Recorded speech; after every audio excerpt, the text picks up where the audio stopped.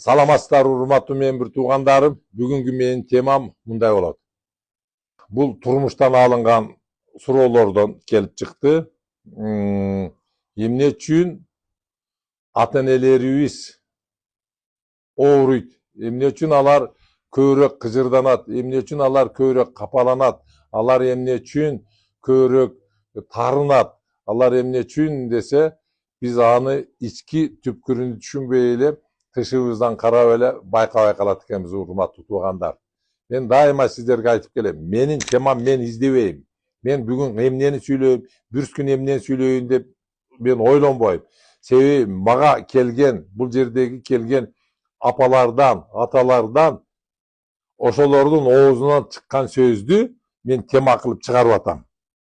Өткөндө бир лекциямда айтканмын. Урматтуу балдары, ата-эненин балдары, кыздары, бардыгың чоң иште иштейсиң, көбүң жакшы жерде иштейсиң. Бирок кечирип койгула, мындай ата-энебиз кичине кыйналганын байкабай калабыз дагы, ооруп калса эле ооруканага жеткизип, тим эле Турцияга чейин алып барабыз, башка жакка алып барабыз. Бирок көңүл дегенди кантип оңдойбуз дегенини жакшы маани бербейбиз. Айтып берейин, сөзүм куру болбосун. Кече бир эже келип айтат. Байым өтүп кетти дейт. Үйдө өзүм калдым дейт. 6 балам бар дейт. Анан балдарым бардыгы жакшы дейт. Үйлүү, жайлуу, жакшынакай дейт. Анан кичине баланы үйдө алып калдым дейт. Байым эме болчу дейт, мындай малдуу болчу дейт. Малыбыз көп болчу дейт. Анан балама 30-уну берип, анан ушундай кылып, эми мына сеники деп эметсем дейт, бир күн дейт, момундай кулагым сөз угуп калды дейт. Сен качанга чейин апаңдын малын карайсың, качанга чейин сен эме болосуң деген сөз угулуп калды дейт. Анан мен таң калдым дейт. Десем дейт, ошол малдын бардыгыныкы биздики болсун деп ойлоп жүрүп туралар дейт. Мен башка балдарга бербей, ушул эле балама берип, ушул балам мени караганы үчүн мен сага премия катары, зарплата катары бердим деп ошого берсе, ал дейт туура түшүнбөй калыптыр дейт. Айтарым дегеним мынтип айтат, апа айтат. Менин дагы барган бара турган жерлерим бар, куда сөйөктөрүм бар. Ошого мен балам мага бир койду берип койчу, бир үйдү берип койчу деп мен сураганга оозум барбайт экен дагы, ошо менде турсун деп эле анан айттым дейт. Мен эртең тиги дүйнөгө кеткенде бардыгы сендикиде калат, кандай кылсаң ошондой. Ага чейин менин деле учетумда туруп турсун деп айттым дейт.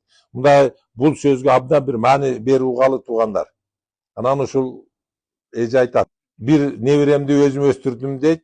Анан 2 балама дейт, эми калгандан сураган жокмун, мындай жакшы эле эме акча таба турган эле балдарыма бир күн мынтип WhatsApp'тан жаздым дейт.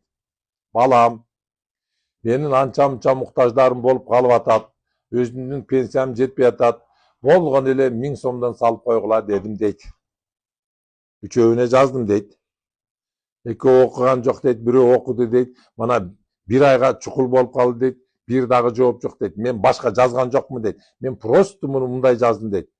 Эмне үчүн балдарым мага суратпай акчаны берип турса болот эле го деп. Эми бул маселе каяктан келип чыкты? Акча дегендин өзүнүн эмеси бар, эрежеси бар. Акчанын келиши, акчаны үнөмдөштүн, акчаны кетириштин бардык эрежелери бар. Бул акчанын өзүнүн закону бар туугандар. Ошол жерде мынтип жазып коюптур акчанын эмесинде. Ар бир үй бүлөнүн жанагы ортодогу үй бүлөнүн тапкан кирешеси бар го, ошонун 10%ке чейин ата-энеңге 10%ке чейингини сен зарплата кылып беришиң деген, бериш керек деген жери бар экен туугандар. Зарплата кылып, мындай кийим алып берип же тамагына берген акчаң эмес. Как зарплата? Кадимкидей зарплата алат го, пенсиясын алышат го. Бул биздин зарплата. Биздин үй бүлөдө, например, 100 000 мен акча алсам, 10 000-ини, 5 000-ини менин атама беришим керек экен, 5 000-ини кайнатама беришим керек экен. Карасыңыздар? Эгерде ким ошондой акчаны берсе дейт, баягы баланын көкүрөгү ачылып дейт, Бул Аллах бере турган жакшы байлыктарга көкүрөгү ачылып, анын жашообу өзгөрөт дейт. Ага киреше көбөйөт дейт. Себеби биз ата-энеге бербей, ата-эне сураттырбай беришибиз керек экен муну. Даже зарплата деп беришибиз керек. Бир атам жүрөтмүш ошону. Дайыма зарплата деп бергенди, сен албайм десе алдырып тур да баласы. Анан жийип жүрөт экен.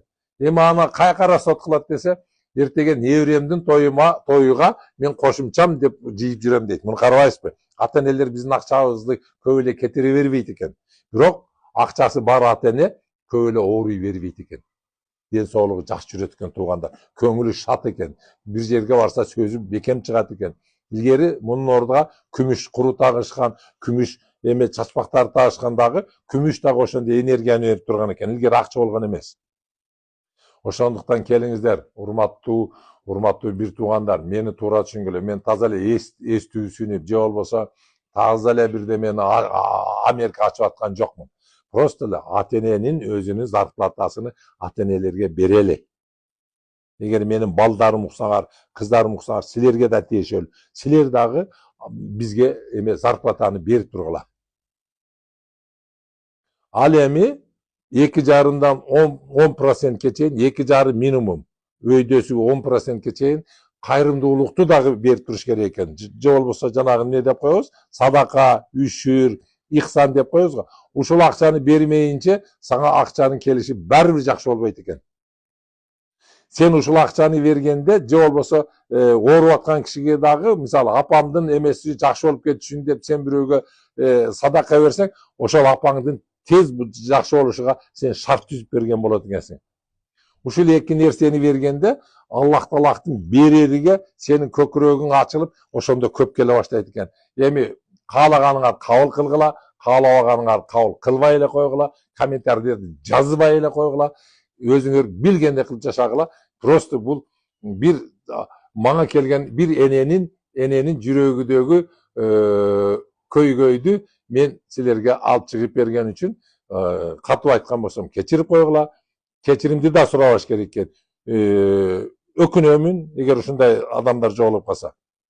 Бирок мен бардыгыңыздарга ыраазымын. Мен бардыгыңыздарды жакшы көрөм. Ден соолукта болуңуздар.